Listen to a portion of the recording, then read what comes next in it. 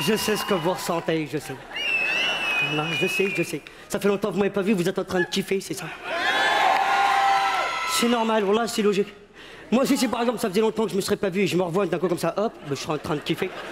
Non, voilà. T'es en train de kiffer, toi, ça se voit, là. Voilà, si, Michel, allume la lumière pour voir un peu la tête. C'est extraordinaire. Regarde. Voilà. C'est magnifique. Regarde, il y a des grands, des petits, des moyens, des blacks, des roux, des mecs bizarres. Il y a des riches devant, des pauvres au fond. Ça va les riches?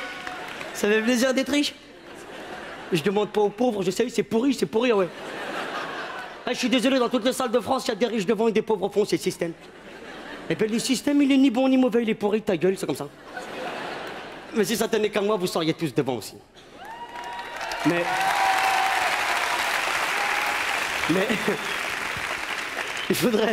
il faudrait construire des salles de 80 km aussi. Mais peu importe la salle, peu importe la classe sociale, la religion ou le niveau scolaire. Ça t'arrange, toi, hein? J'ai vu. Peu importe tout ça, parce que je vais jouer mon spectacle pour tout le monde pareil. Mais avant, il faut que je vous dise quelque chose. Mon spectacle est en cours d'élaboration. C'est-à-dire qu'au moment où je vous parle, je suis en train de l'écrire, là. Tout ce que j'ai dit avant, j'avais jamais dit avant. Même quand j'ai dit j'avais jamais dit avant, j'avais jamais dit avant. C'est une exclusivité live, là. Alors, comme mon spectacle est en cours d'élaboration, ça veut dire des fois, j'aurai des trous. Mais t'inquiète, j'ai trouvé une technique pour ça. Quand, par exemple, j'ai un trou, je crie « Karim, j'ai un trou !» Et mon petit frère Karim, il me ramène un petit cahier, comme ça, j'ai plus de trou. Là, apparemment, il a un trou, là. Je fous de la gueule du monde. Hein? Il est où, le cahier? Quoi? J'en ai rien à foutre, tu me le trouves tout de suite. Je m'en fous, tu te démerdes, tu crois les gens du Zénith, ils ont que ça à faire, quoi. En plus, moi, j'y tenais à ce cahier, c'était un super conquérant, ta gueule. Je suis désolé, excusez-moi, c'est mon frère, il fait n'importe quoi. À chaque fois que je lui demande de s'occuper du cahier, il...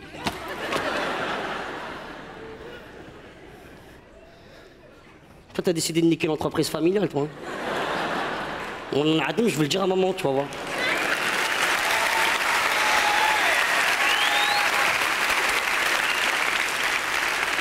Alors, comme mon spectacle est en cours d'élaboration et que j'ai besoin de le parfaire, de verbe parfairer, je parfaire, tu parfumes. Je vais vous passer un petit cahier avec un petit stylo. Vous allez me noter des questions, des suggestions, des critiques pour améliorer le spectacle. Un exemple de critique? T'es extraordinaire, j'aimerais un enfant de toi, par exemple. Ou vous êtes de très bon augure, un autre exemple. Chacun met ce qu'il veut. Et simplement, je vous demanderai de ne pas faire les gamins. Je vous passe le cahier, je vous passe le stylo. Vous me rendez le stylo. Non, là, c'est important. De toute façon, j'ai pas confiance, je garde le capuchon. Bah, c'est les aléas du direct. Hein. C'était dans le spectacle. Tiens, cousin, tu te démerdes, tu trouves un stylo?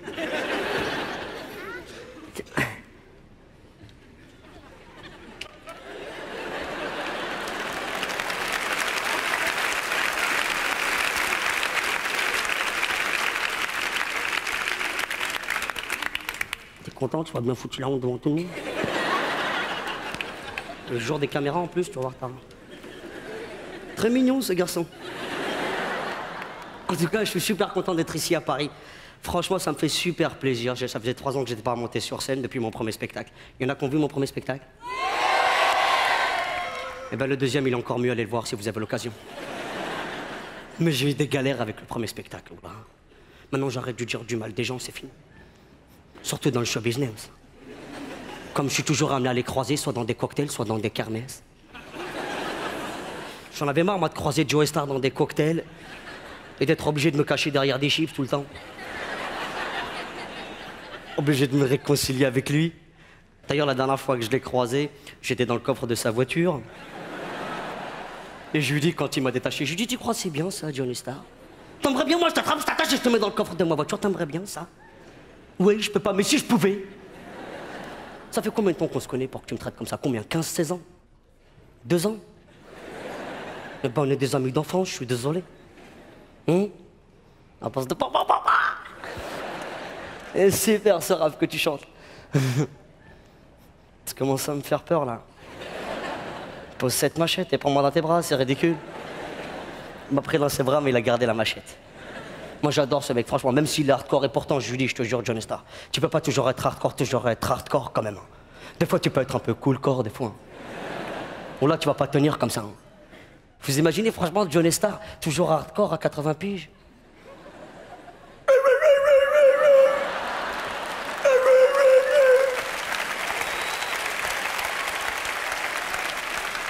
Je nique la police!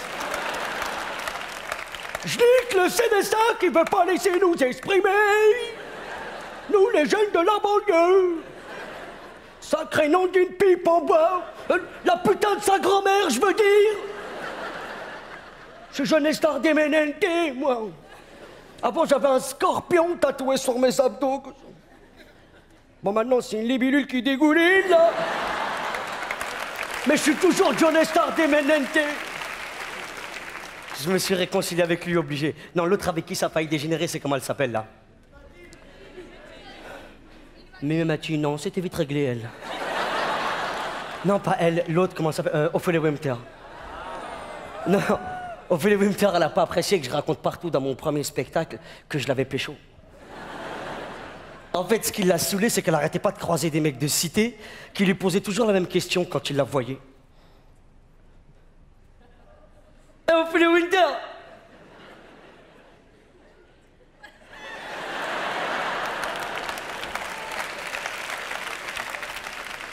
À ce qui paraît, tu t'es pécho Jamel Debbouze. Il y a moyen avec nous alors. Vas-y, fais pas ta radine. Fais tourner un 1, qu'est-ce qu'il y a? Un seul 1, qu'est-ce que t'en as à foutre? T'en as 2, c'est bon, non? Mais ça veut pas dire que t'es une pute. Ça veut dire que t'es gentil, bien sûr. Je comprends que ça l'ait énervé. D'ailleurs, je m'excuse, mais c'était il y a 3 ans. Il y a 3 ans, pour moi, c'était super important que tout le monde sache que j'avais pécho Ophélie Winter. Maintenant, ce qui m'importe, c'est qu'elle, elle sache. La maturation. On peut dire que c'est le spectacle de la maturation. Ou là, on peut dire que j'ai maturé, si vous préférez. Sérieux, parce qu'aujourd'hui, alhamdoulilah, comme on dit chez moi, je suis conscient de la chance que j'ai de jouer dans des conditions pareilles. Devant des gens réceptifs au Zénith sur le toit de Paris, quand même. C'est extraordinaire, ça n'a pas toujours été le cas, je vous jure. Il n'y a pas si longtemps, j'étais joué mon spectacle. Je me souviens que c'était mon oncle qui était mon manager à l'époque. Et il m'a trouvé une date à la prison de Fleury-Mérogis. Il m'a dit, t'inquiète pas, je s'occupe du tout, tu s'occupes de rien. T'inquiète. Je me suis retrouvé à la prison de Fleury-Mérogis. Ça m'a fait plaisir de revoir tous mes copains de CM2. Comme si on s'était donné rendez-vous 10 ans après. Comme dans la chanson. On s'était donné rendez-vous dans des ans. Même jour, même heure, même jour. On se retrouvera quand on aura 35 ans. À la prison de Fleury-Mérogis. Et toi, Mahmoud? Qu'est-ce que tu deviens? T'as pris 10 piges? C'est pas très bien. Je suis arrivé le jour du match de foot en plus. Je me rappelle... Attends. Je suis arrivé le jour du match de foot. Je me rappelle ce jour. Le match, c'était les voleurs de sacs contre ceux qui n'avaient rien fait du tout. Mais le match n'a pas pu avoir lieu parce qu'ils voulaient tous se mettre dans l'équipe de ceux qui n'avaient rien fait du tout. Et après, c'était à mon tour de jouer mon spectacle. Et là, il y a un imbécile. Enfin, c'était même plusieurs imbéciles, mais dans une personne, apparemment. Je crois que c'était le chef des imbéciles, lui. Il a attendu que je commence mon spectacle pour ouvrir sa grande gueule. Faudel, viens voir. Faudel, viens voir. Petit. Et monsieur. Oh, Faudel, hey, monsieur, petit eucalyptus, viens voir. Oh, excuse-moi, voilà, 2 minutes. Hey, tu dis à mon frère qu'il donne la lettre au juge. Et dans la lettre, il met pense restant. Moi, j'ai rien fait dans l'histoire. Oh, atchou. Viens voir, 2 minutes. Tu dis à ma tante qu'elle dise à ma petite sœur que si je la revois à la télévision avec les ni putes ni soumis, je la défonce. Il n'a pas arrêté de parler, je vous jure. Et là, heureusement, il y a un mec qui s'est levé. D'ailleurs, quand il s'est levé, tout le monde a fermé sa gueule. Sur son front, il y avait un tatouage, il y avait marqué « Fermez tous vos gueules ». Il est arrivé vers moi, il m'a dit « Arrête tes sketchs. Chante-moi du Charles Aznavour. » J'ai dit, moi je suis comique, je suis pas chanteur. Chante ou je te défonce ta mère. La bohème. La bohème. Ça fait plaisir d'avoir 20 ans. Toi, je sais pas très bien la chanter. Chante, je te dis! C'est les moins de 20 ans qui ne peuvent pas connaître. Mon marre de ce temps-là s'apprête à aider les là jusque sur les fenêtres esquines. La ziza, je te veux, c'est un meurtre bien. Je savais plus comment faire. Vous comprenez maintenant quand je vous dis que je suis content de jouer dans des conditions pareilles, je te jure, devant des gens réceptifs, des bonnes meufs, tout. J'ai dit bonne meuf, elle fait c'est vrai, il a raison. Comment tu te la racontes? C'est normal, j'aurais fait pareil. Mais je te jure, ça aurait été dommage que ma carrière s'arrête à Fleury-Mérogis. J'aurais pas pu vous raconter ce qui m'est arrivé ces 3 dernières années. Il m'est arrivé des trucs de fou. J'ai tourné dans Amélie Poulain. Au début, ils voulaient que je fasse le poulain, je leur ai dit vous êtes des fous. Je ferai pas le poulain, ça c'est sûr. Après, j'ai tourné dans l'Astérix.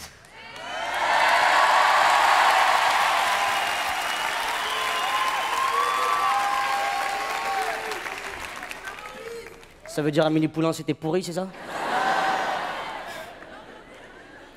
En tout cas, Astérix, je me suis bien amusé. Alain Chabat, il a été super sympa. Il m'a laissé amener mes 15 copains d'enfance dans le désert de Ouarzazate. Le week-end, pour que je puisse m'amuser, il m'a prêté un petit âne qui s'appelle Cannabis. Allez, Cannabis, allez, Galanda. Cannabis. Il marchait pas, mes copains, ils ont essayé de le fumer, ça marchait pas non plus. Qu'est-ce que j'ai fait d'autre comme truc de fou? Si, j'ai tourné dans un grand film américain avec un grand réalisateur qui s'appelle Spike Lee. Pas une bonne nouvelle. Je te jure, c'était vraiment bien. Au début, il m'a proposé le premier rôle. Après, il m'a posé la question fatidique, il m'a dit « You speak English ?» J'ai répondu It's an umbrella ?» Il m'a dit bah, « Tu seras portier. » Ça, c'était facile à faire. En anglais, c'était doorman. Ça, c'était facile à faire. Fallait que je dise « To open the door, to close the door. » J'ai hâte de voir ma réplique quand le film sortira. Qu'est-ce que j'ai fait comme autre truc de fou? Si, bien sûr, t'es fou. J'ai voté Chirac. C'est ma mère qui m'a obligé. Wallah, vous auriez dû la voir, la pauvre, le jour où elle a appris que Jean-Marie Le Pen a failli passer. Elle était devant sa petite télévision avec son petit fer à repasser. On va tous mourir! On va tous mourir! Samedi ou dimanche, normalement. C'est dommage, mardi, il y a le marché. Ouais, bah rigole, la hamara, rigole. Mais rigole bien que ce qui va rigoler vers la fin aussi, hein. Obligé de voter Chirac. Mais c'est même pas ça qui m'énervait, c'est pas de voter Chirac. C'est que pour voter, j'ai dû...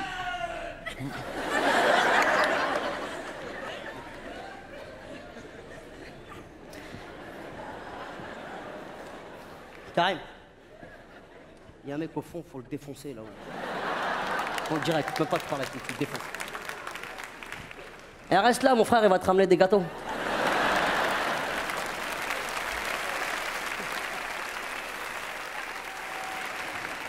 Non, je te jure, c'est même pas le fait d'avoir voté Chirac qui m'a énervé. C'est que pour voter, j'ai dû aller à l'école le dimanche. Déjà, j'y allais même pas en semaine. Non, le vrai truc de fou que j'ai fait, sincèrement, c'est que j'ai déménagé. Ça y est, c'est fini. J'habite plus dans ma cité de merde. Non, c'est devenu trop chaud. J'ai vu un reportage sur TF1. À ce qui paraît, dans ma cité, il y a des réseaux islamistes de drogue. Tu rends compte? C'est ma mère qui dit ça. Tu rends compte? Mais oula, le reportage, il était flippant, sérieusement. Le journaliste, il faisait flipper. Il avait une voix qui faisait peur. Il était caché derrière un petit buisson pendant tout le reportage, comme ça. Karim, donne-moi un petit buisson. T'as pas un petit buisson? Un petit buisson. C'est pas un petit buisson, ça. Ils vont bien voir, c'est pas un petit buisson, ça. Tu vas me foutre la honte. C'est mon frère, il a jamais vu de buisson de sa vie, je crois. Mais le reportage, il était vraiment flippant. Le journaliste, il flippait. Il avait une voix qui faisait peur. Il était caché derrière le buisson pendant tout le reportage, comme ça.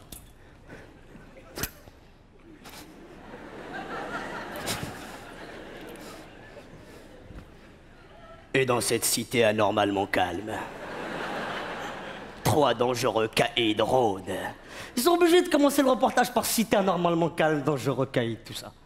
Parce que s'ils commencent le reportage par dans cette cité où tout se passe bien, 3 jeunes jouent à la marelle, les gens ils en ont rien à foutre. Hein. Ils passent sur Maïté direct. Et nous retrouvons nos 3 dangereux caïds dans leur marche illicite et dangereuse. Ils se dirigent vers une cabine téléphonique. Probablement pour la cambrioler. Tu rends compte? Ah non, il téléphone. Mais c'est certainement pour appeler de dangereux dealers qui leur livreront plusieurs kilos de drogue islamiste. Leur business leur rapporte par jour plus de 12 000 €. Faut pas croire tout ce qu'on vous raconte sur TF1. 12 000 € par jour. Si c'était vrai, même Bernadette Chirac, elle vendrait du shit. Là, c'est n'importe quoi. J'ai souvent entendu à la télévision, et après cette page de pub, encore plus de jeunes et encore plus de crimes. J'ai compris leur technique, moi, en fait. Ils nous vendent de la peur pour mieux nous vendre du dentifrice derrière. Chérie, regarde qu'est-ce qui se passe à la télévision. C'est des dangereux dealers que je suis en train de cambrioler quelque chose. Regarde, tu vas voir. Regarde. Attends 2 minutes, il y a la pub. Pas plus. 2 minutes, la pub. Mais il est super ce dentifrice! Ah, ça c'est sûr, je l'achète! Chérie, tu me feras penser à prendre des tenues gencives et de la bombe lacrymogène. C'est à ça qu'ils veulent arriver en vérité. Mais je dis pas qu'il n'y a pas de violence dans les cités non plus. Mais c'est beaucoup moins grave que ce qu'on raconte. Et d'abord, dans ma cité, les jeunes, ils sont pas violents du tout. Ils sont juste pas contents, c'est tout. Et quand ils sont pas contents, c'est vrai, ils mettent des coups de tête, oui. Mais c'est normal, là, c'est logique, franchement. C'est logique parce que on n'arrête pas de leur faire des promesses qui sont jamais tenues aussi. Moi, je me rappelle, ça a commencé avec le petit Papa Noël quand j'étais petit. On lui a écrit 1 milliard de fois, il nous a jamais répondu. Jamais. C'est normal, quand on l'a croisé à Carrefour, on l'a défoncé. Bien sûr. C'est logique. Viens ici. Viens ici, petit papa. Viens ici, Dinamouk, viens ici. Ils sont nos parents Rangers. Hein? Où sont nos parents Rangers? J'en ai rien à foutre, moi je te suis jusqu'au pôle Nord, moi. Quoi? J'en ai rien à foutre, tu t'appelles Michel, moi ta gueule. Pareil pour Halloween. Quand on a commencé à expliquer le principe d'Halloween aux gosses de mon quartier, ça a failli dégénérer, hein. Quoi? Tu frappes chez les gens, ils donnent des bonbons à la place. Toutes les 2 secondes, ils venaient frapper chez moi. Ding dong, ding dong.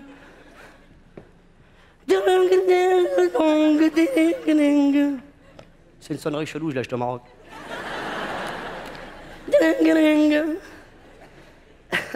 Ah, salut les gars. Qu'est-ce que vous faites là? Comment ça qu'on s'en fout là? Là, c'est Halloween, là, c'est le... C'est la fête des mères, tout ça, le truc des... Mais Halloween, faut venir déguisé, faut un déguisement qui fasse peur. Vous êtes déguisé en quoi, là? Comme ça, on est en train d'être déguisé en quoi, là? On est en train d'être déguisé en enfant défavorisé, espèce de bâtard, là. Ça me fait très peur, ce déguisement-là. Ah ouais, exact. J'avais pas bien vu le... Non mais excusez-moi, j'ai pas pensé à prendre des bonbons. Vraiment, vous m'envoyez désolé. On t'envoie désolé. Écoute-moi bien, t'as 1 heure pour remplir ce sac là. Sinon on t'enverra pas désolé, on t'enverra à l'hôpital, nous direct. Hein. Ils sont violents, tu peux pas leur en vouloir. Le problème c'est que ils sont violents mais de plus en plus tôt. Il est là le souci vraiment. La dernière fois j'étais dans une boulangerie dans mon quartier et dans la file d'attente je dépasse un gosse, il devait avoir 6 ans. Il m'a dit « Qu'est-ce que t'es en train de faire là ?»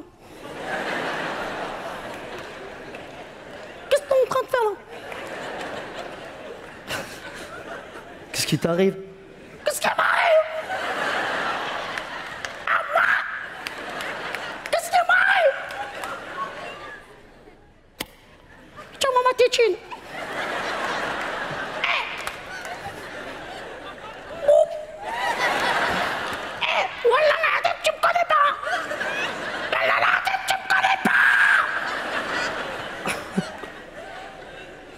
Je te connais pas, mais un conseil revient dans 20 kilos.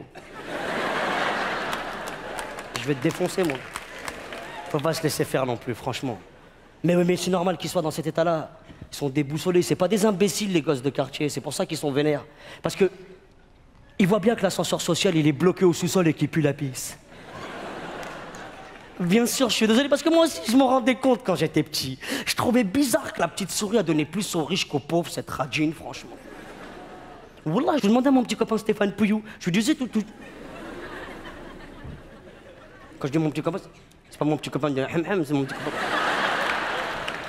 Ferme ta gueule, c'est mon petit copain de chacun sa chambre, très bien organisé, pas de...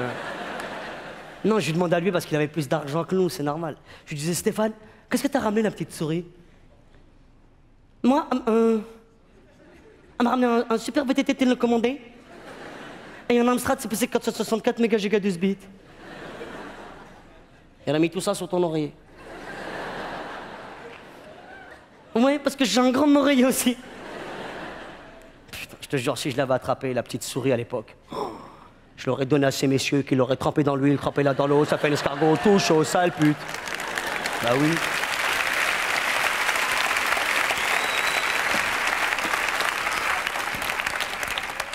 Mais franchement, je veux pas vous laisser penser que ma cité c'était une terre de violence et de désolation non plus. Ma cité c'est un endroit magnifique.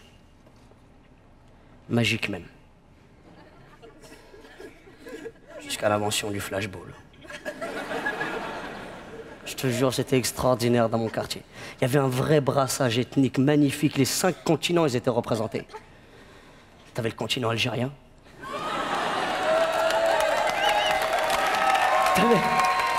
T'avais le continent marocain. T'avais le continent tunisien. Apparemment, vous êtes 8. T'avais le continent portugais. Ah, là-bas, c'est Porto, on est d'accord? Et t'avais le continent sénégalais. C'est mignon. Vous êtes 2. Et il y avait aussi, bien évidemment, dans mon quartier, quelques Français. Mais ils sortaient la nuit.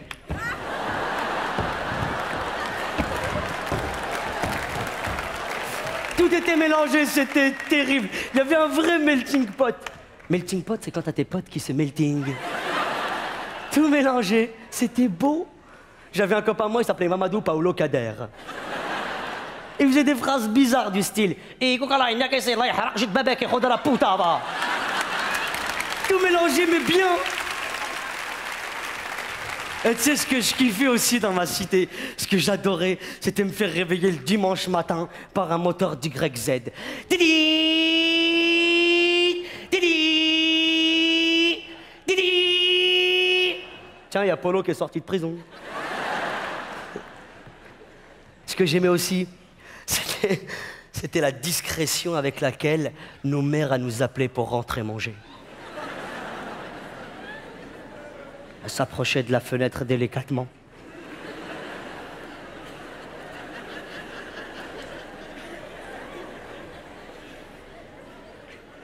Elle l'ouvrait amoureusement.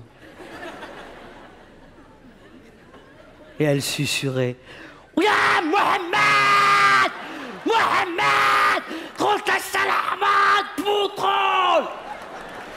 Pareil devant l'interphone. Mohamed! Mohamed! Personne lui a jamais dit qu'il était cassé. Il n'y a aucun interphone qui marche dans les cités, de toute façon. Et le top du top, vraiment, moi, ce que je kiffais, c'était les bagarres de polochon. Les bagarres de polochon, mon frère, c'était extraordinaire. Et comme on n'avait pas de polochon, et ben on se lançait des briques. Voilà ta mère, le raté va t'acheter des lunettes. Et puis le top du top, je dois avouer, moi, vraiment, le vrai kiff pour moi, c'était d'attendre le soir. Parce que le soir, je pouvais entendre mes voisins portugais s'engueuler. S'ils s'engueulaient pas, je pouvais pas dormir. C'était ma berceuse. Va te foutre, caralho! Mais va te foutre toi, caralho, ouais! Mais va te foutre toi le plus, caralho! Bon, caralho! Ouais. Mais va te foutre! Tous les soirs. Et vers les coups de 2h du matin, gratuitement, tu pouvais entendre un petit morceau de Chirher et Miti. Philippe, s'il te plaît, Philippe!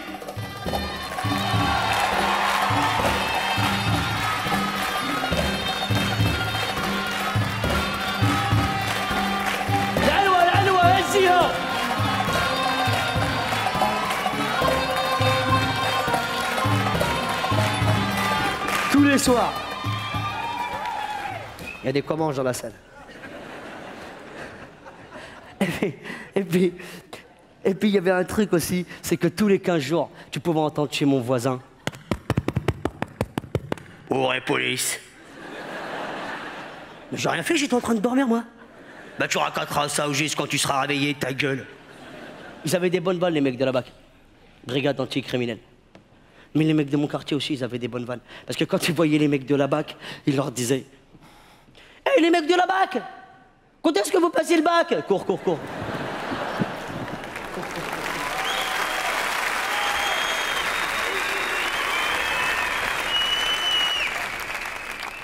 J'ai passé 20 ans dans ma cité. 18 ans à courir. À chaque fois que je voyais un mec courir, je courais, je sais pas pourquoi. Cours, cours! Oh, marde, marde! Cours, je te dis, cours, cours! Oh, marde, je veux de la marde! Cours, je te dis, mais cours! Mais qu'est-ce qui se passe? Cours, je te dis! Mais pourquoi je cours? Cours, je te dis! Mais pourquoi tu cours? Mais parce que tu cours! Et moi je cours parce que tu cours! On n'a qu'à arrêter de courir alors! Moi j'ai pas confiance!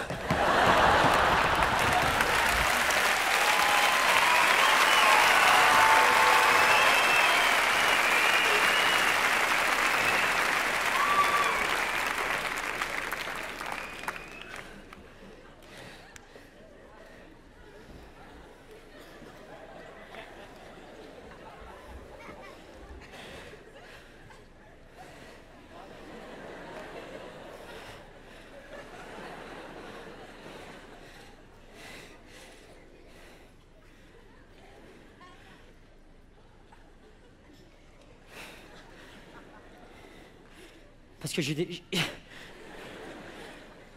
ça fait longtemps que j'ai déménagé, c'est pour ça.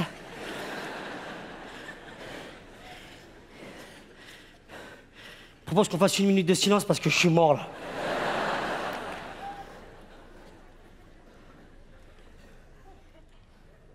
Je fais de l'ast. C'est plus fort que l'âme.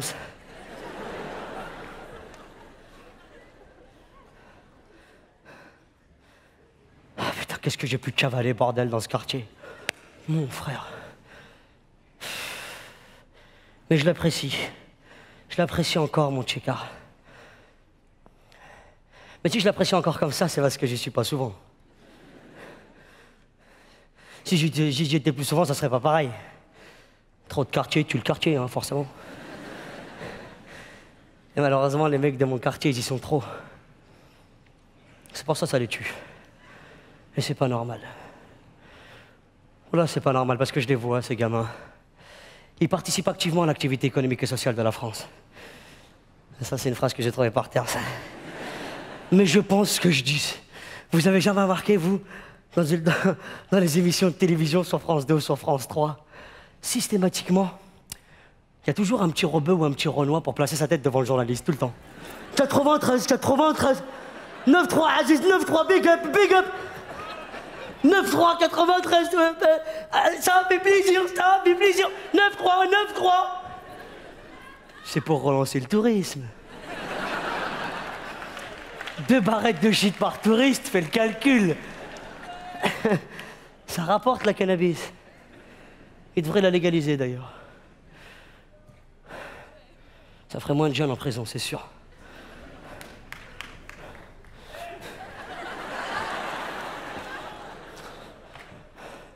Je vais te expliquer le principe de l'applaudisation. Si par exemple tu vois les autres applaudir, t'applaudis. Si par exemple tu vois les autres ils applaudissent pas, je vais te foutre la honte. C'est principe, hop, applaudisation, hop.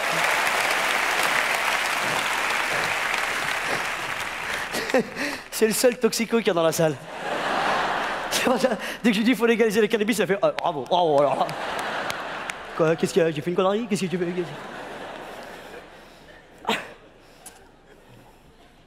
Ils devraient la légaliser, cousin. Ça ferait moins de gens en prison, c'est sûr. Mais ils peuvent pas. Il y aurait moins d'avenir dans la police. Et j'aurais plus rien à faire, les keufs, après, c'est sûr. Contrôle, police. Qu'est-ce que vous faites, là? Là? Ben là... Là, je travaille sur un programme pour la NASA, pourquoi? Vous voulez participer? Ouais, fais le mariole, fais le mariole. Et vous êtes assis sur quoi, là? Ça? C'est un petit banc en chute que je me suis fait moi-même. J'aurais plus rien à faire, les keufs. Oh non. Non, j'ai vu que ça choquait certaines personnes qu'on parle de cannabis. Mais faut pas, hein. Parce que c'est pas plus dangereux que le vin. Sérieux? C'est pas plus dangereux que le vin. Non. Le cannabis, c'est pas plus dangereux que le vin. Mais le vin, culturellement, ça passe mieux. Si. Si, parce que... Si Jésus... à la place de dire « buvez ce vin, c'est mon sang », il avait dit « fumez ce shit, c'est mes cheveux ».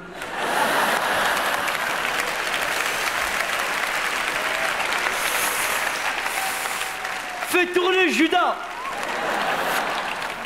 S'il avait dit ça, et ben tous les ans on fêterait le Marocain nouveau. Hein.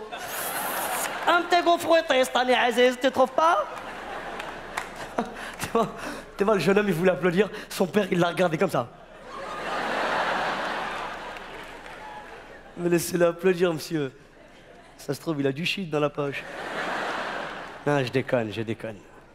Mais on a un vrai problème en France, faut le savoir. On a un réel souci. On a 70% de la population carcérale, c'est des vendeurs de shit. Le reste, c'est des acheteurs. C'est pour ça, moi, faut pas juger ni blâmer ces gamins. S'il y en a qui sont réduits à vendre du shit, c'est que probablement ils n'ont pas eu d'autre alternative. Faut voir les écoles dans lesquelles on les a mis aussi. Les ZEP. Les zones d'éducation prioritaire. C'est des zones où l'éducation a la priorité, normalement. Eh ben non, ils nous l'ont grillé, la priorité, sa mère. Moi, dans ma classe, il n'y avait que des derniers de la classe. Ils ont pris tous les derniers de toutes les autres écoles, ils les ont mis dans ma classe. Et à la fin de l'année, on était tous derniers, ex-aequo. Wallah, ils nous prenaient pour des cons. Ils nous prenaient pour des hmirs. Je me rappelle, le matin, ils nous faisaient écrire nos noms avec des cubes. L'après-midi, il n'y avait pas cours, ils nous emmenaient faire des balades en forêt. Il y en a, ils ne savaient pas écrire leur nom, mais ils connaissaient les cris des oiseaux par cœur.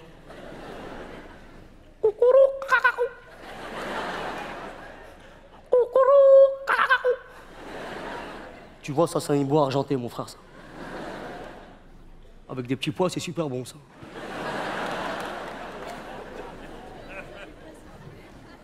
Mais moi aussi, j'aurais dû me douter, putain.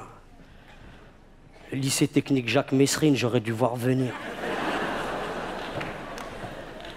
Je leur en veux même pas à l'éducation nationale, c'est ça le pire. Je te jure, faut les comprendre, les profs. Les profs qui venaient donner des cours en ZEP, faut les comprendre. Ils étaient en panique quand ils venaient donner des cours chez nous.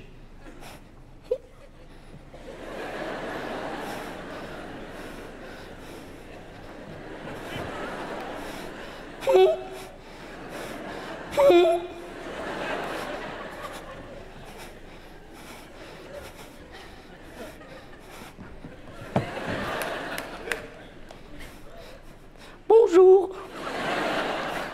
Je suis votre professeur d'histoire géo. N'ayez pas peur de moi. Bon. Prenez votre cartable de couleur, parce que... n'importe quoi, pas de panique, tu ne paniques pas de panique. Panique pas, non, tu ne paniques pas. Respire. Respire par le nez, expire par où tu peux, hein, parce que...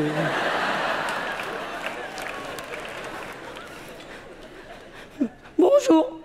J'ai déjà dit.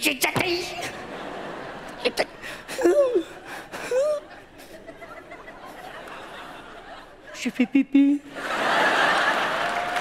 C'était en panique. Wallah, j'étais en panique. Et de temps en temps, pour rétablir l'ordre et la justice dans la classe, ils nous envoyaient des shérifs.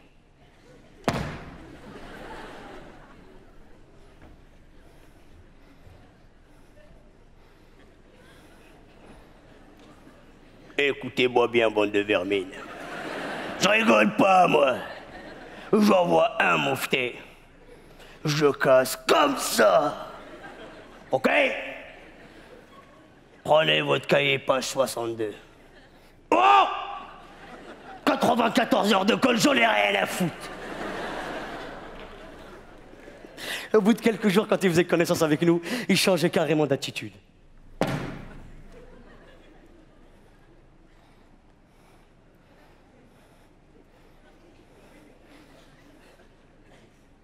Bonjour.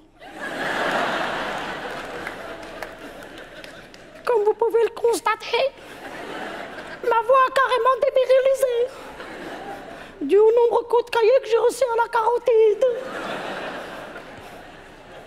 Bon, prenez votre cahier, page 4. Raté. Mais bien visé.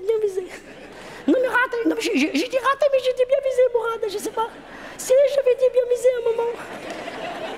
Si, d'ailleurs, je vais vous mettre 16 ans au visage, parce que c'est très bien visé. J'ai jamais vu un visement pareil, c'est magnifique. Bon, je vais écrire quelque chose au tableau. Mais vous faites rien aussi.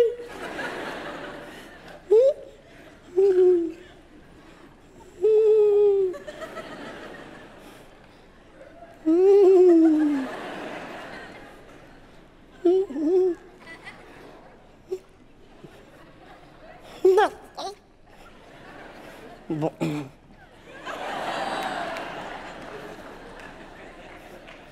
Et la dernière fois, en allant accompagner ma petite sœur au collège, je me suis aperçu que l'Éducation nationale, pour renforcer les profs, ils ont décidé d'envoyer des keufs dans les collèges. Des keufs dans des collèges. Mais ils vont galérer, les keufs, en maths. C'est sûr. Non mais sérieux. S'il vous plaît, monsieur l'agent, s'il vous plaît. Vous pouvez m'expliquer le théorème de Pythagore?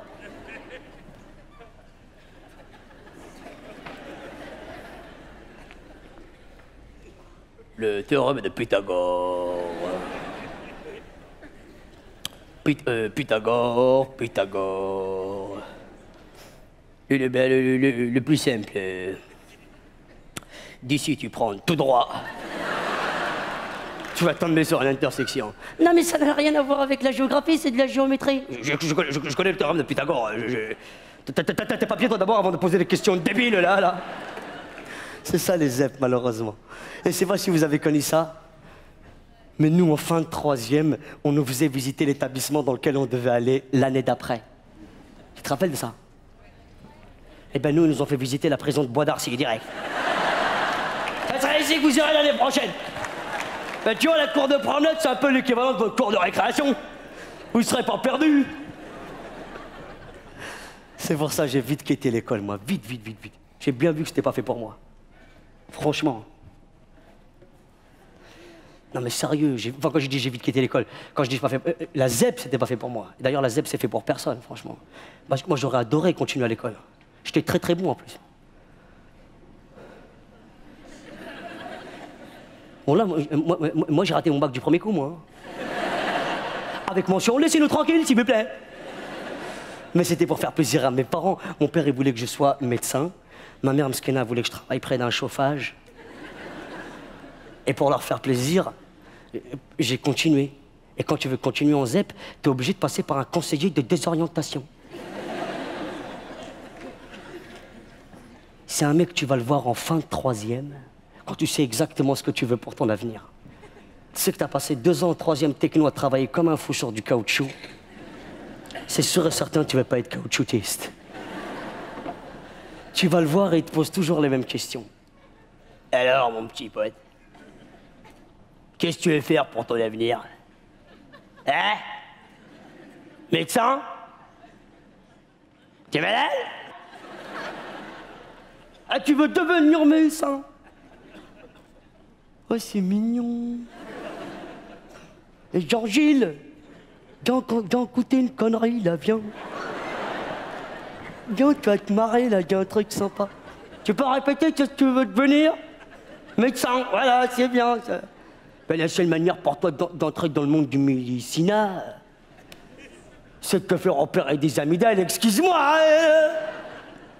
Hein? Non, mais arrête tes conneries, là. Bon, ça va, je peux déconner. Qui c'est qui a commencé à déconner avec ces conneries de médecin, là? Moi, je te parle de ton avenir. Qu'est-ce que tu veux faire plus tard? Hein? Astronaute? Astronaute, tu dis? Tu me diras, ils ont envoyé des singes, hein, pourquoi pas? Non, mais arrête, là, arrête, va falloir redescendre, mon con. Astronaute. Non, mais moi, je te parle de ton avenir. Je te propose quelque chose qui va te permettre de grailler, mon con. BEP Bioservice. Pour ceux qui savent pas ce que c'est, le BEP Bioservice, c'est le BEP ménage. Il existe vraiment, je vous jure. BEP Bioservice, quand on m'a dit ça, je me suis dit, c'est génial, je veux travailler dans le plutonium. Non, tu vas travailler dans l'eau de Javel. Mais c'est bien. Arrête, arrête, arrête. Écoute-moi bien. T'as aucune chance. Alors saisis-la.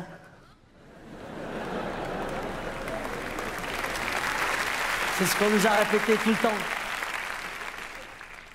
Ben ouais, c'est pour ça. On pourra dire tout ce qu'on veut, mais faut pas oublier une chose essentielle. C'est que les mecs dans les cités, ils sont d'abord en galère. Franchement. Mais il y en a qui sont encore plus en galère qu'eux. C'est leur sœur. Parce que quand t'es la sœur d'un mec de cité, la seule manière de t'en sortir, c'est de devenir son frère. C'est pour ça, malheureusement, toutes les meufs de mon quartier, c'est devenu des bonhommes. Plus aucune féminité. Quand je les vois, je te jure, je me demande des fois, cousine, mais où sont donc passées les neiges d'antan? Fini les petites chaussures vernies, tu sais, les jupes plissées à la Laura Ingalls. La la la, la la la la la. C'est terminé ça. C'est fini. Maintenant elles marchent toutes comme ça. Ça va, tranquille, bien. Ça va, bien. Qu'est-ce qui se passe? Ça va, y a un problème ou quoi là? Quoi, salut, tiens. C'est dommage, plus aucune féminité. La dernière fois j'ai croisé une copine de mon quartier, elle s'appelle Kadera. Avant, c'était une belle meuf de mon quartier. Maintenant, c'est devenu un mec bizarre. Elle était assise sur un banc la dernière fois, je dis « Ça va, Kadera ?» Elle m'a répondu « Putain, ça me casse les couilles, j'ai mes règles. » Putain, vas-y, franchement.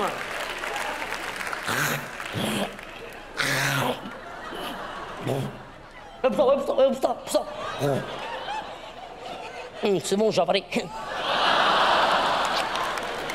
Non, mais ça fait 3 semaines que j'ai m'éclairé là, putain! Mais va voir un gynécologue. Ben, j'étais en train de voir un gérontologue déjà. J'étais en train d'aller le voir vu, lui. Tu sais, quand je suis en train d'aller le voir vu, il me dit, au début, il me dit bonjour, mademoiselle. Oh, on en a deux, il me dit bonjour, mademoiselle. Et je dis, vas-y, dis pas des trucs comme ça aussi. T'as vu, après, j'ai calmé l'histoire. Après, il me dit bonjour, veuillez ôtez votre culotte.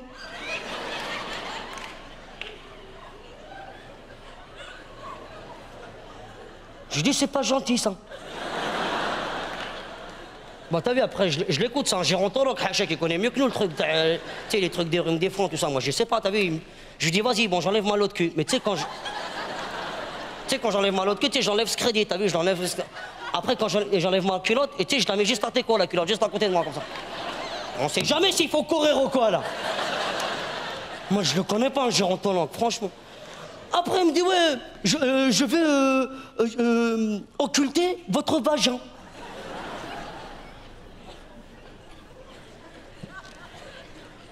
C'est ce que ça veut dire, le vagin? Ça veut dire la chatte, en vérité. Hein. Ça veut dire la techa. Je lui dis, tu veux voir ma techa, c'est ça? Tu donnes 50 € pour que tu vois ma techa? Tu crois que c'est la semaine de la porte ouverte de la techa ou quoi, là? Il est faux, quoi, le gérontologue? Je défonçais direct. Mais là, pour l'instant, c'est bon, je me dis sopalin, pas de problème. Ah, ça va, je rigole pour le sopalin. Je l'ai revu la semaine dernière, Kadera. Oh, je l'adore vraiment, je l'ai revu. J'ai appris qu'elle venait de se marier. Elle m'a montré ses photos de mariage. Sur la photo, elle posait comme ça.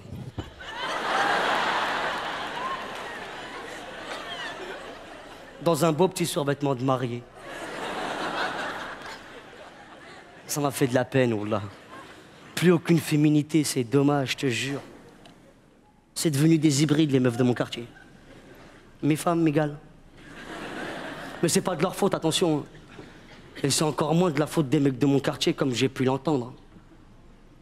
Même si c'est vrai que beaucoup de mecs de mon quartier, et beaucoup de mecs de quartier en général, ont énormément de mal avec cette nouvelle idée qui consiste à dire que les femmes sont des personnes. Mais on ne savait pas aussi, nous, avant, là. J'ai entendu, oh, mais attends, quoi? Non. Ouh, attends, mais ça va pas, mais moi je suis une femme, je comprends pas ce que tu me dis, là, attends, là. Pourquoi tu outes? Ça sert à rien de outer. Hein. Arrêtez de faire les hypocrites, ça fait à peine 50 ans en France que les hommes ils sont au courant de l'existence de la femme.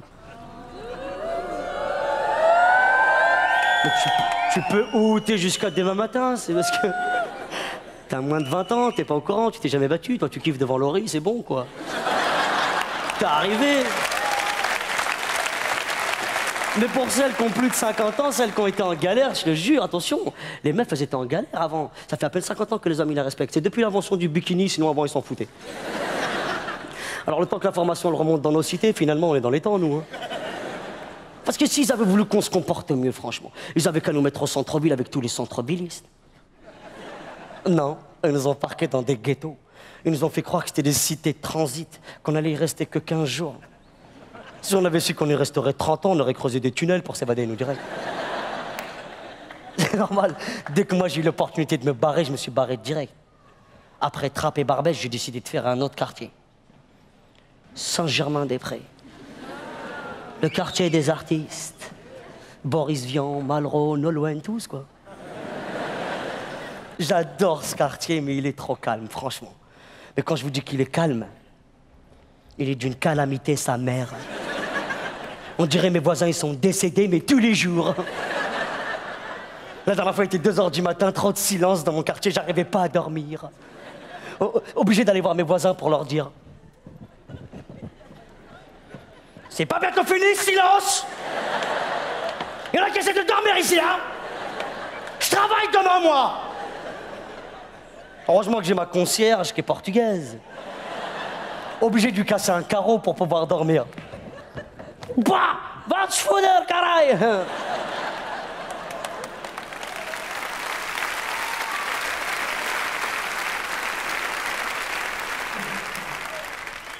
Et pour la première fois de toute ma vie, je me suis fait cambrioler. Tu rends compte? J'ai passé 20 ans à Trappes, c'est quand même le lieu de pèlerinage de tous les cambrioleurs. C'est le rendez-vous des intermittents des cambriolages. Jamais je me suis fait taper. Au bout d'une semaine à Saint-Germain, c'était fait. Et pour la première fois de toute ma vie, j'ai dû appeler la police.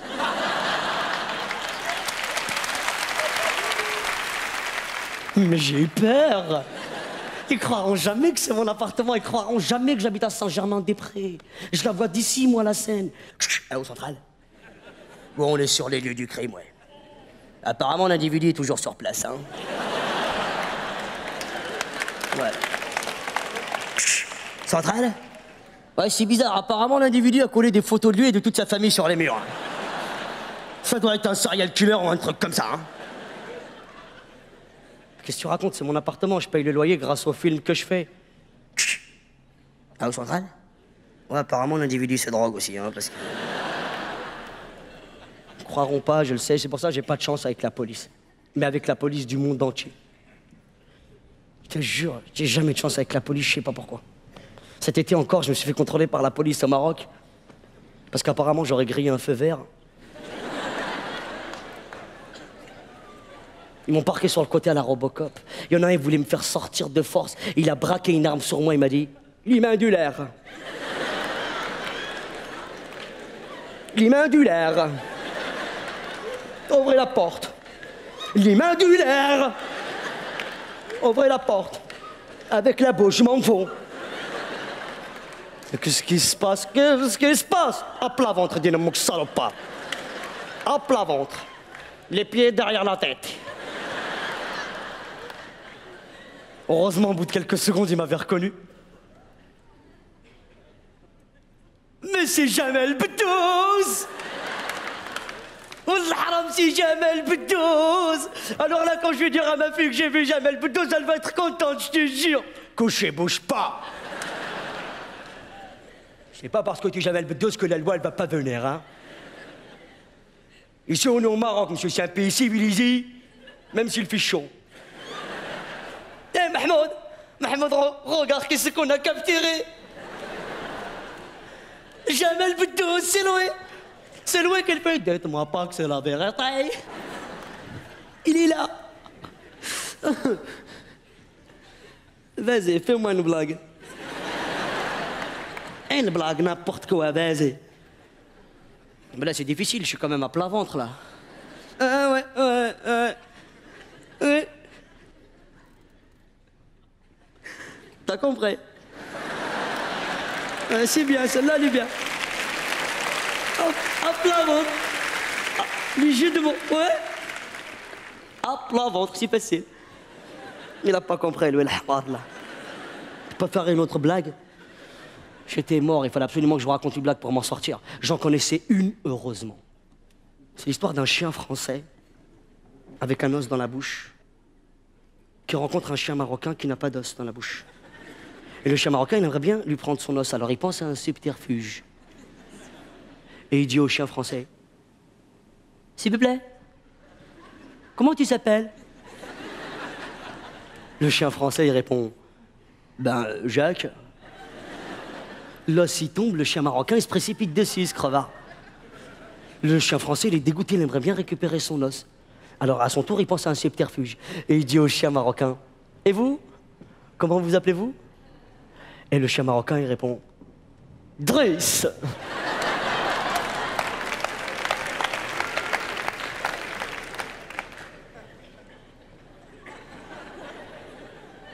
Pourquoi il s'appelle Driss? Je me suis retrouvé au commissariat de police. J'ai appris après que le keuf, il s'appelait Driss. Heureusement que j'ai mon oncle qui est inspecteur au Maroc. Je l'ai appelé pour qu'il me fasse sortir. Il m'a dit, t'inquiète pas, je s'occupe de tout, je s'occupe de rien. Je suis resté 3 jours de plus. Si vous tombez sur un Marocain qui vous dit, je s'occupe de tout, je s'occupe de rien, vous pouvez être sûr qu'il va d'abord s'occuper de rien. C'est la loi au Maroc. Mais moi, j'adore mon pays, j'y vais très très souvent. D'ailleurs, il y a plein d'imbéciles souvent qui me demandent, mais alors c'est quoi ton pays là? C'est quoi? C'est la France ou c'est le Maroc? On doit bien te le dire là maintenant. Et tiens, je fais bien le con, je sais pas si t'as vu. Là. Si, j'ai pris une voix de con là, je sais pas si t'as fait gaffe. Eh ben j'ai envie de répondre à ces cons qu'au même titre que j'ai pas envie de choisir entre mon père et ma mère, j'ai pas envie de choisir entre la France et le Maroc, je suis les deux pleinement, comme plein de gens. Alors, moi ce que je fais, je visite mon pays. Je vais à Marrakech, Taroudan, Tiznit, Niort, Quimper. D'après mon grand-père, j'ai de la famille partout au Maroc, je cherche bien. Depuis que mes salaires ils sont affichés dans la presse, j'ai plus besoin de chercher. Oula, j'ai plein de nouveaux cousins qui débarquent. La semaine dernière, il y en a un, il est venu chez moi, il m'a dit...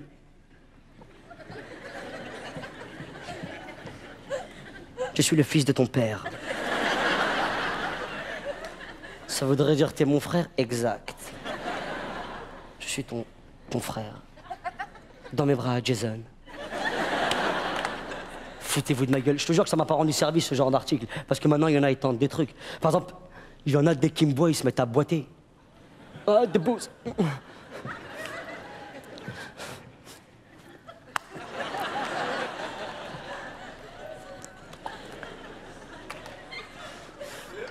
J'ai mal, monsieur Debout.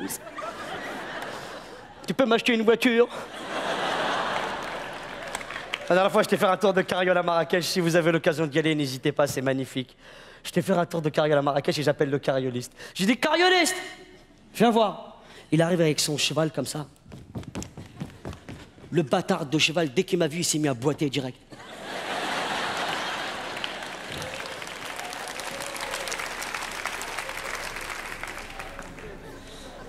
J'ai mal, monsieur Debout. Tu peux m'acheter un ranch? Semblait-il dire. J'ai même passé tellement de temps à Marrakech que j'ai laissé mon chien là-bas. Un Rottweiler magnifique. Parce que tu sais, on n'a plus le droit de les garder en France, les molosses. Je te jure, c'est con parce qu'il était super gentil ce chien, mais à chaque fois que je le sortais, j'avais des galères avec la police. À chaque fois que je sortais mon chien et qu'on croisait la police, mon chien il était obligé de faire miaou. Miaou. C'est la honte pour un Rottweiler, franchement. Alors je l'ai laissé à Marrakech. Sauf que j'ai déconné, je l'ai laissé trop longtemps, là. Je l'ai laissé trop longtemps et quand il m'a vu, il était content de me voir. Par contre, il a commencé à me sauter dessus, tu sais, à me lécher et tout ça. Jamel, t'étais où? Jamel, t'étais où? T'étais où? T'étais où? T'étais où? Jamel, t'étais où? T'étais où? T'étais où? T'étais où? T'étais où? Moi, t'étais où là? T'étais où? Tu vas où? Tu vas où? Tu vas où? Alors là, moi, je n'ai rien à foutre, moi, je te suis maintenant, c'est bon, je te suis. Moi, je n'ai rien à foutre, moi, je te suis, c'est bon. Putain, moi, tu m'incarnes une fois, tu me fernateras pas deux fois, ça, c'est sûr. T'étais où? T'étais où là? T'étais où? Franchement, t'étais où? T'étais où là? T'étais où? T'étais où là? Franchement, t'étais où? T'étais où? Pourquoi tu m'as laissé avec ces sauvages là? Pourquoi? Y'a pas de trop libre comme Maroc, hein. Et il me donnait à bouffer les restes. Et il leur reste pas grand-chose, hein.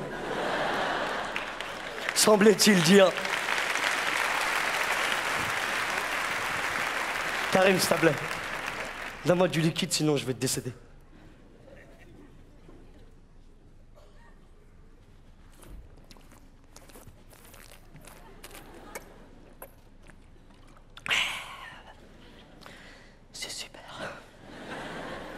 T'en veux? Bah t'as qu'à t'acheter une bouteille. On l'a déjà tous fait au moins une fois ça dans les cours de récréation. T'en veux? T'as qu'à t'acheter une bouteille. Après tu te mets dans un coin et tu fredonnais pour foutre la rage.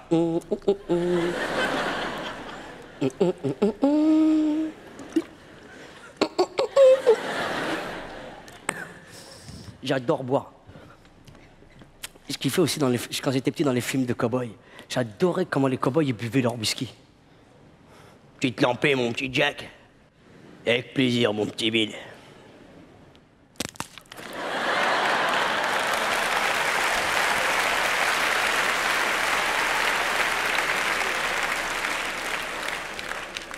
J'ai pas eu le temps de la boire. Je te propose de recommencer, mon petit Bill. Avec plaisir, mon petit Jack. Petite lampée.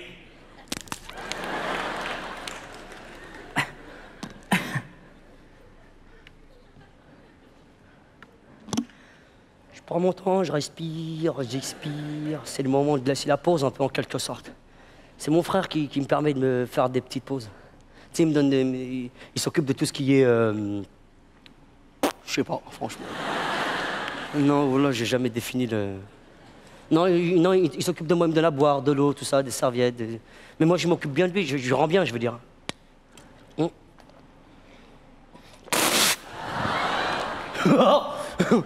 Parce qu'il peut pas venir, c'est pour ça.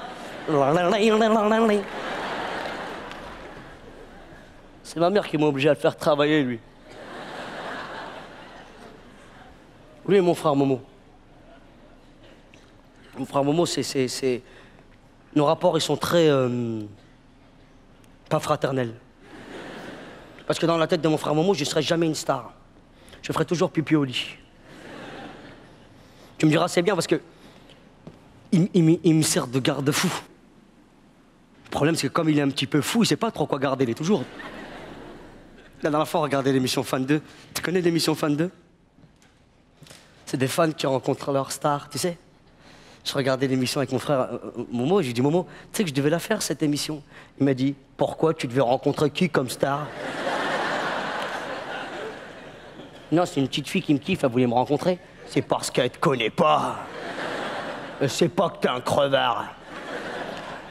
Moi, je suis un crevard, moi. Bien sûr, t'es un crevard. Prête-moi 50 €. On commence par me rendre les 200 € de la semaine dernière. Tu vois que t'es un crevard. Tombé dans mon piège de crevard, là. Et à chaque fois qu'on va pour se piétiner, il y a ma mère qui arrive toujours au bon moment. Laisse-le tranquille, il est gentil, c'est ton frère, fais-lui un bisou.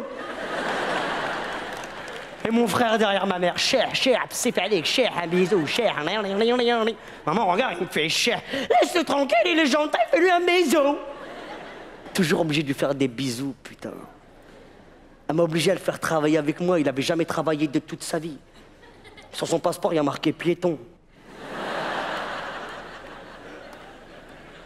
Je lui dis, vas-y, travaille, qu'est-ce que tu sais faire? Il m'a dit, je t'ai écrit un scénario terrible. Toi, tu m'as écrit un scénario, toi? Tu sais même pas écrire ton nom, qu'est-ce que tu vas écrire un scénario? Allez, barre ta gueule, dégage, bouge, je veux plus voir ta gueule. Dégage. Et là, il y a une voix qui me disait, laisse-le tranquille, il est gentil, fais-lui un bisou.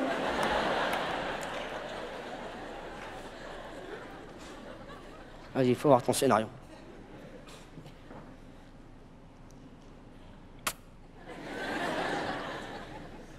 J'ai lu ce scénario. Et il était bien. Il était presque parfait. Mais c'était mot pour mot Terminator. Je dis, mais maman, c'est Terminator, ça. Et alors, c'est pas bien Terminator, peut-être? T'as la rage parce que c'est moi qui l'ai recopié. T'es un haineux, toi, t'en as rien à foutre du peuple. Mais un jour, quand le peuple il prendra la Bastille, et qu'on chantera « Ah, ça ira, ça ira, ça ira, les aristochats d'une manière... » Faudra pas venir pleurer. Toujours des rapports durs, moi et mon frère Momo, je sais pas pourquoi. Je sais vraiment pas. C'est parce qu'on s'aime beaucoup. C'est vrai? J'ai remarqué que c'était avec les gens qu'on aimait le plus qu'on se comportait le plus mal. Ça s'appelle la familiarité. Ouais, c'est pourri la familiarité, je crois. C'est vrai, les gens que tu connais pas, tu te comportes toujours bien avec eux, j'ai remarqué. Ça s'appelle la je te connais parité. Tu les connais pas, tu te comportes bien. Excusez-moi, après vous. Non, je ne sais guère. Ça devrait être le contraire, normalement. C'est pour ça, moi, j'ai essayé. C'est important de bien se comporter avec les gens qu'on kiffe. J'ai essayé de bien me comporter avec mon frère Momo. La dernière fois, je l'ai interrompu pendant une phrase. Je lui ai dit, Momo, excuse-moi de te couper. Il m'a dit, tu me coupes, je te défonce. Qu'est-ce que tu veux faire, cousin? J'ai essayé. On a toujours des rapports durs. Parce qu'on a été élevé dans un quartier dur. Et on a toujours eu des rapports durs. Et mon père, il a toujours été très dur avec nous. Super dur, même. Mais quand je dis qu'il était... Attends, quand je dis qu'il était super dur, il a jamais levé la main sur nous, mon père. Hein, jamais. Il a levé le pied, le coude, la tête. La main, jamais. Toujours le respect à la main, tu sais pas. Mais c'est vrai, il était dur. Je me rappelle un jour, il y avait une réunion par un professeur, et le professeur, il a dit à mon père, « Écoutez, monsieur Debouze, manifestement, votre fils a des problèmes d'acquisition des connaissances théoriques.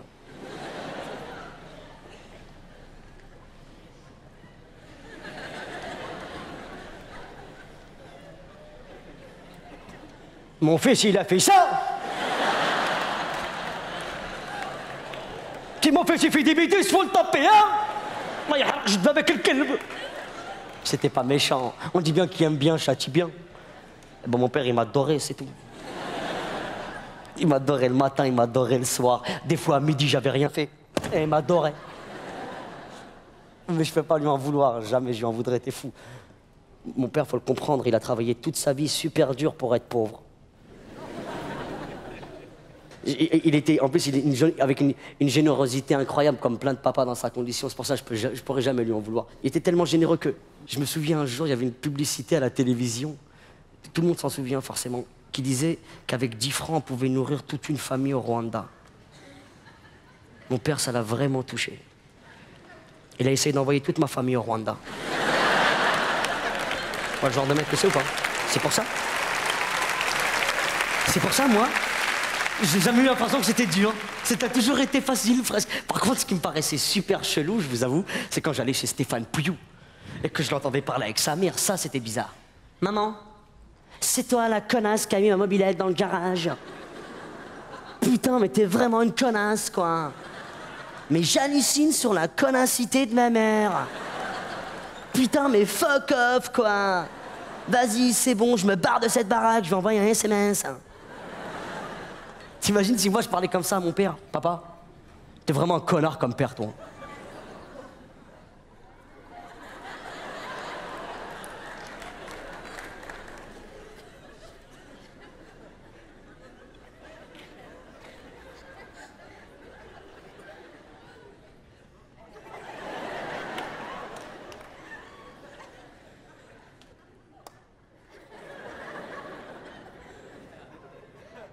Non, c'est dommage, je l'aimais bien, lui.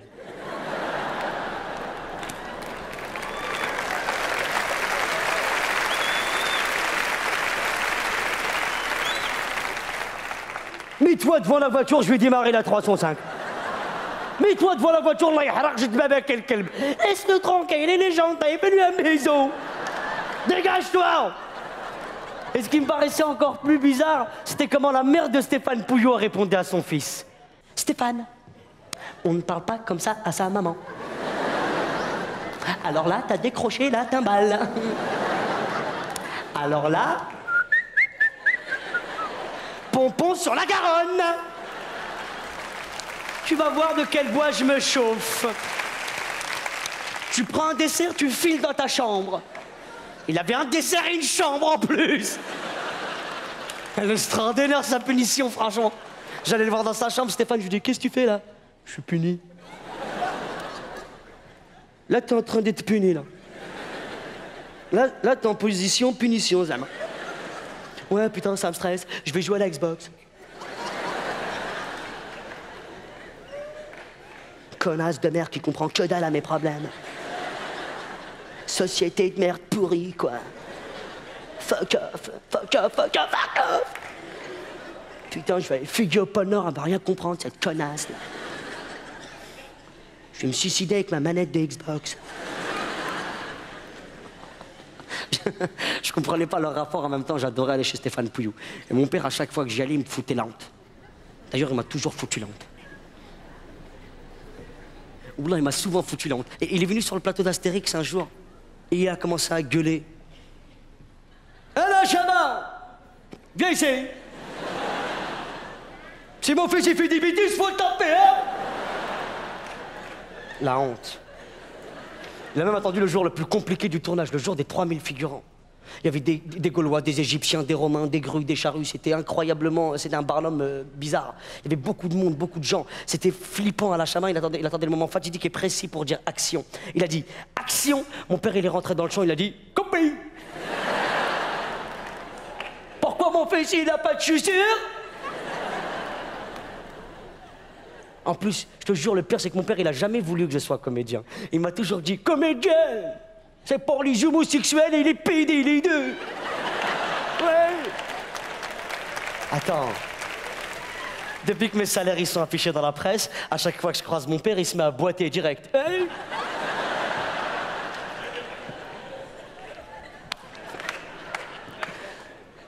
Saloperie de Vietnam.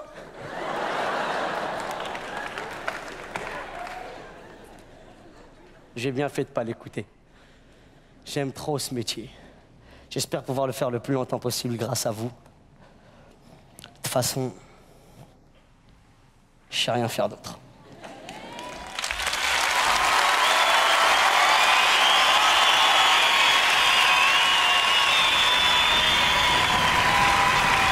Merci.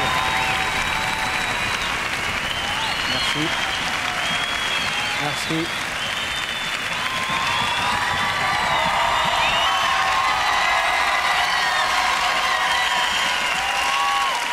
Merci beaucoup.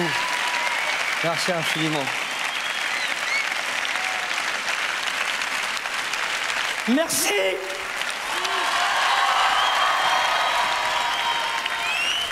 Merci. Salut, ça va? Merci beaucoup. Salut. Merci. Merci infiniment. Rassiez-vous, merci beaucoup. Merci, asseyez-vous, asseyez-vous. C'est gentil, merci d'être venu, ça va bien? Ça me fait plaisir de te voir. Ça va, t'es venu toi aussi? Salut, merci. Bonjour. Salut. Ça va, bien? Ça va, tranquille? Ça va, restez calme! Ça va? Ah, c'est bon, ta gueule, je t'ai vu, ta gueule. Merci. Sincèrement, merci infiniment. Je vais vous dire rien d'autre que merci. C'est un vrai kiff de venir jouer à Paris.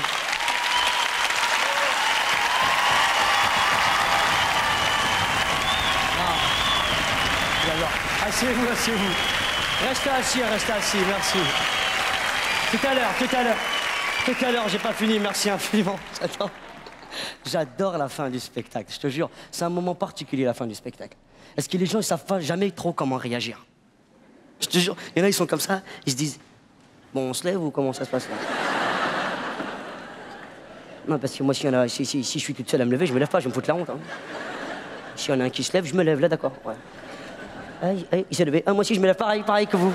J'avais l'idée aussi en premier, mais comme vous, on l'a fait pareil. Après, je les vois, moi, et t'as ceux qui se disent, moi, je me lèverai pas. J'en ai rien à foutre, je me lèverai pas. Mais lève-toi, chérie, t'es con, quoi. Je me lèverai pas, ça m'a pas fait marrer, je me lèverai pas. Tu vois pas, mais c'est ridicule, il te regarde. Comment ça, il me regarde, quoi? J'adore ces moments-là. C'est la classe. Et vous savez, je vous jure que j'étais déjà venu jouer sur Paris souvent. Et c'est la première fois que j'ai un public aussi réceptif. Vous êtes tout calme.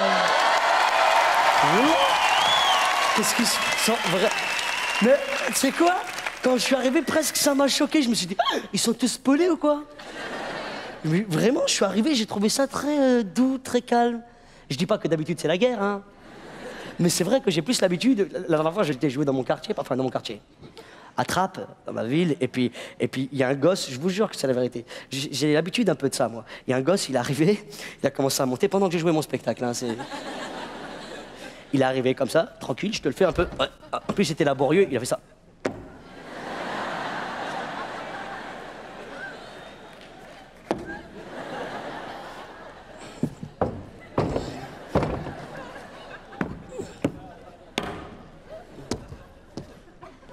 Je vous jure, il s'est mis là, je jouais mon spectacle, il m'a fait ça.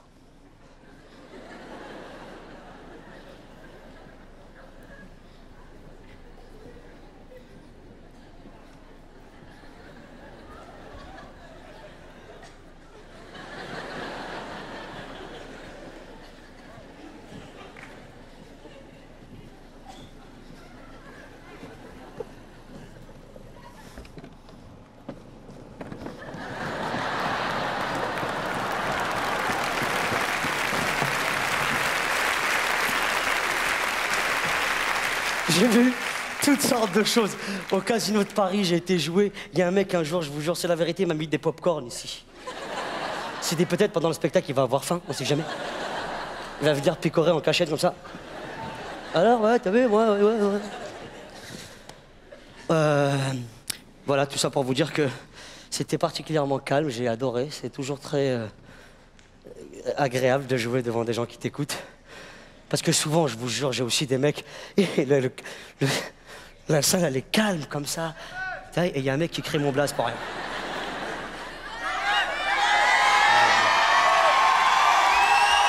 Voilà. C'est dans ces conditions que je joue mon spectacle d'habitude.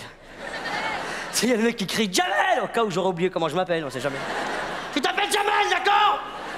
Jamel! C'est des fois j'oublie, des fois je pense que je m'appelle Julien, c'est pour ça. Non, c'est Jamel. Ça va, j'ai oublié, c'est Jamel. Toi, c'est bien. Toi, je sais exactement comment tu t'es préparé avant de venir au spectacle. Tu t'es mis devant ta glace, dans ta petite salle de bain, t'as mis un peu de Pento, un peu de crème Nivea, tout ça, tu mets un peu de parfum, mais t'as dû laisser ton cerveau dans la salle de bain, pareil. T'es pas venu avec tout. Mais c'est gentil d'être venu quand même. Merci, cousin. Ah, je te jure, des fois, il y en a, ils sont à moitié débiles. Hein. Et des fois, c'est leur meilleure moitié, hein, je vous jure. En tout cas, merci d'être venu.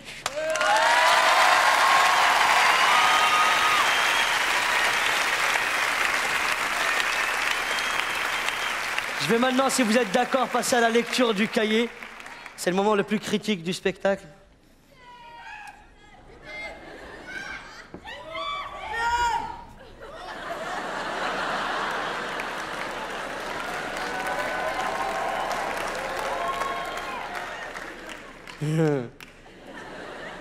Toi, je suis sûr que c'est ta meilleure moitié, par exemple.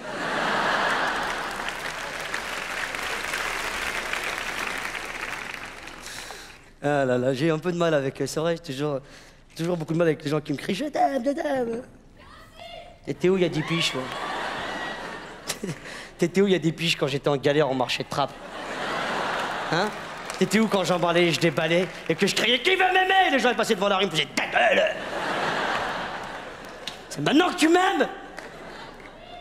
C'est gentil, moi aussi je te kiffe. C'est plus facile pour moi, hein, je te vois pas d'ici.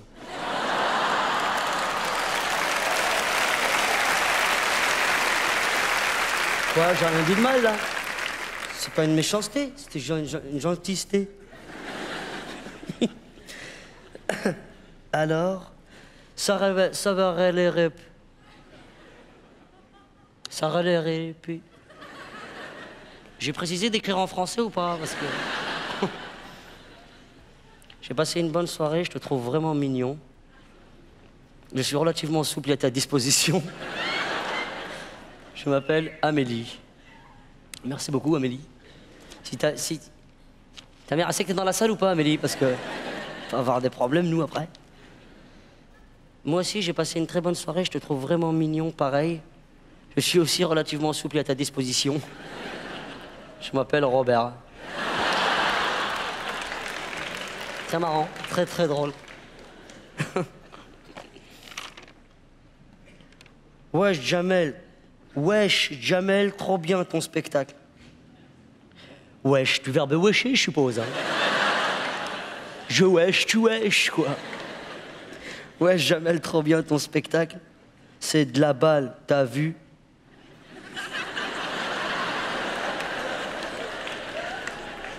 Si ça, c'est pas un pur produit de la ZEP. Franchement.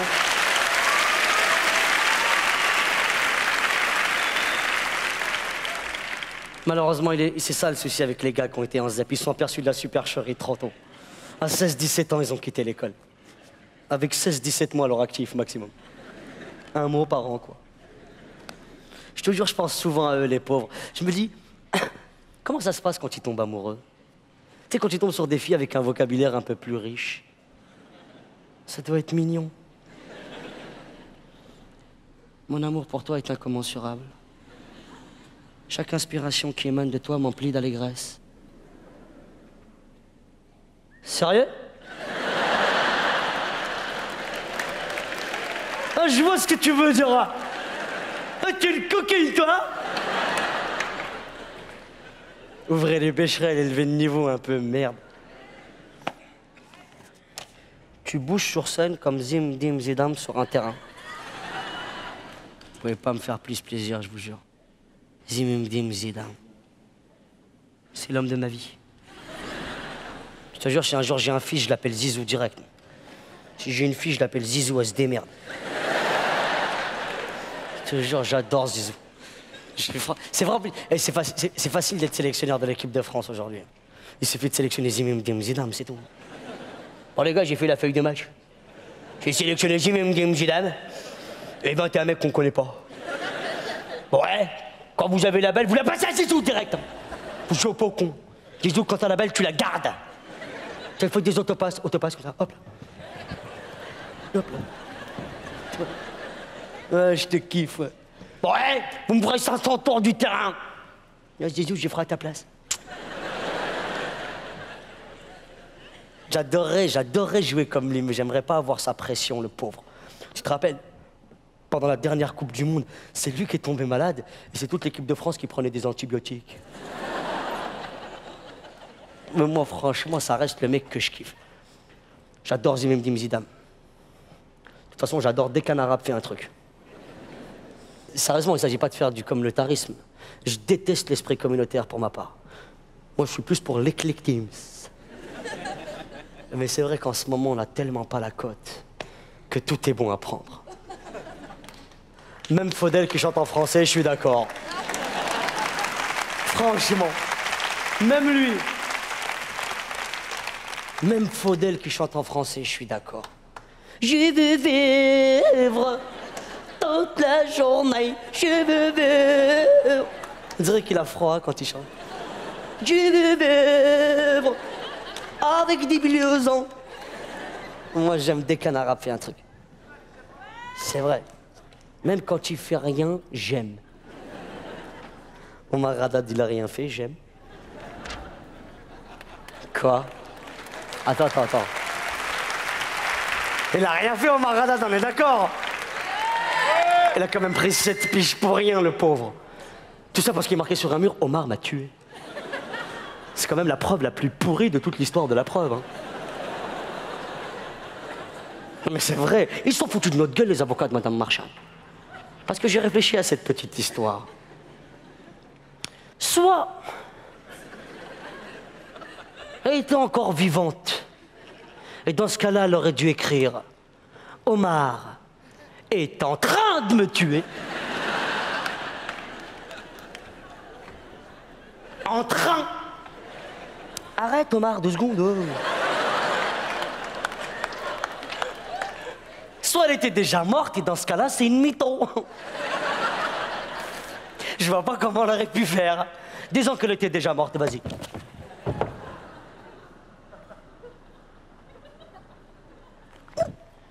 J'ai oublié un petit truc. Attendez.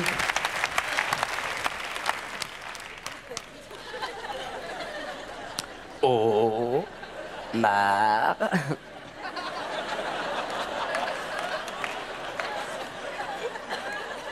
Ma. Tu es. E ou ER? Ah non. Et non, c'est sûr. Non. A-E-E-S-T. Non. Oh, j'ai tout dégueulassé, là. Allez, Becherel, parce que là... Le pauvre Omar Haddad, comment il a dû galérer à sa sortie de prison.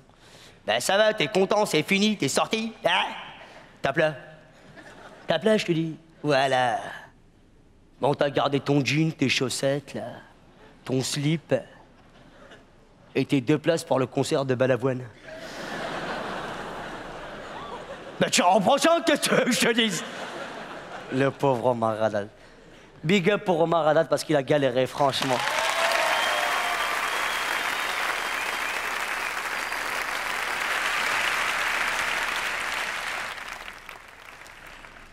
Tu crois pas que t'en fais un petit peu trop sur la police? Non. C'est vrai, je crois que c'est eux, ils en font un petit peu trop sur nous. Avec leur connerie de tolérance zéro, franchement. J'ai regardé dans le dictionnaire, ça n'existe pas, tolérance zéro. Je te jure, le contraire de tolérance, c'est pas tolérance zéro, normalement. Le vrai mot, c'est intolérance. Il n'y a pas de degré dans la tolérance. T'imagines les keufs? Allô, centrale? On est sur une intervention tolérance 2, là. Ouais, c'est-à-dire qu'on les défonce, mais on les vous voit. Toujours un petit truc. Non. Je fous de notre gueule, quand même. Est-ce que c'est vrai ce que tu racontes sur ta famille? Malheureusement, oui. Ma famille, c'est un peu comme la famille Ewing dans Dallas. Je te jure, ma famille, c'est un peu... Mon père, ça serait comme un peu Jock Ewing, le patriarche. Mon frère Momo, ça serait un peu J.R. Ewing. Et moi, je serais un peu les puits de pétrole, tu vois. Les bagarres. Mon père, il est venu voir mon spectacle la dernière fois. Je savais pas comment il allait le prendre. Il est arrivé, il m'a dit, viens ici. J'avais ton spectacle là. Quand te parle de ton père dans le spectacle, ton père, c'est moi. C'est moi, je parle comme ça, avec l'accent, comme ça, et les gens, ils rigolent de ma gueule, là. Viens ici. Pourquoi tu dis à des gens que tu connais même pas que je t'ai tapé? Moi, je t'ai tapé, moi. Toi, tu vois que les coups de poing, tu vois pas la mort qu'il y a derrière.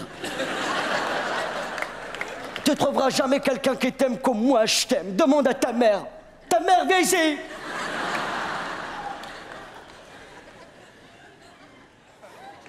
Je sais pourquoi tu fais comme ça. C'est parce que tu n'es pas fier de moi, c'est pour ça. Parce que moi, je ne suis pas comme les autres pères.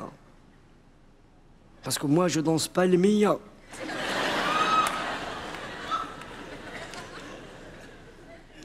Mais c'est pas grave.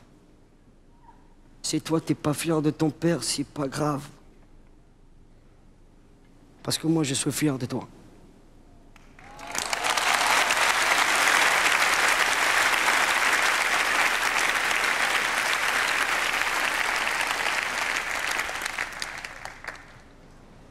Et je t'aime.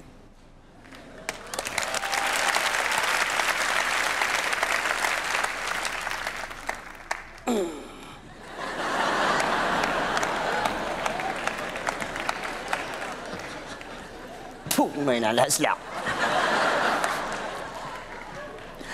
Que Dieu me laisse le plus longtemps possible. Oh, ça c'est mignon. Jamel, t'es le meilleur. Meilleur, M-E-Y-E-U-R quand même. Même moi, je sais comment ça s'écrit. Il y a un E à la fin, imbécile. Bien sûr.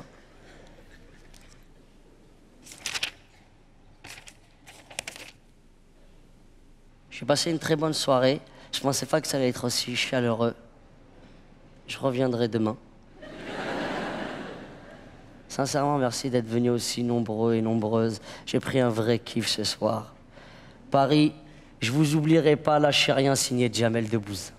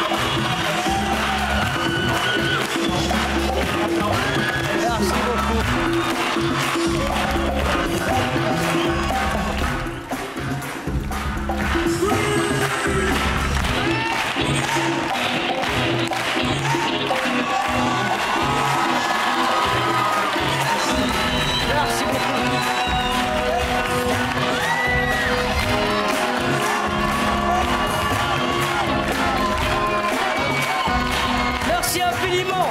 Un maximum de bruit pour le juif et néanmoins arabe Tomer Sisley.